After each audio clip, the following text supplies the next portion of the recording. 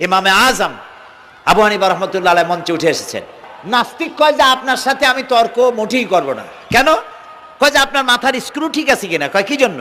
কয় আপন ইচ্ছায় একটা গাছ ফট করে এরকম হয়ে গেল, কোনো করাত ছাড়া মিস্ত্রি ছাড়া গাছগুলি চিরে ভেরিয়া তক্তা হয়ে গেল, আর কোন রকমের মিস্ত্রি ছাড়াই জোড়াতালি লেগে নৌকা হয়ে গেল, আর মাঝি ছাড়া পালায় গেলেন। আপনার মস্তিষ্কের স্ক্রুগুলি ঢিলা, আপনার সাথে আমি তর্ক করব না। তিনি বললেন, নাস্তিক শোনো, বিনা মিস্ত্রিতে একটা গাছ চিরে ভেরে তক্তা হইতে পারে না। তোমার দলিল।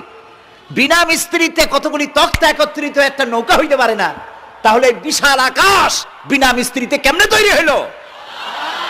তোমার এই পা থেকে শুরু করে মাথা পর্যন্ত এই সুন্দর দেহ কেউ সৃষ্টি করে নাই, এমনি এমনি কলা গাছের মধ্যে হইছে তুমি। নাস্তিকের চোখ খুলে গেল। বলেন কি? আমি তো এইভাবে চিন্তা করি নাই, আমি মুসলমান হয়ে গেলাম। লা ইলাহা ইল্লাল্লাহু মুহাম্মাদুর রাসূলুল্লাহ।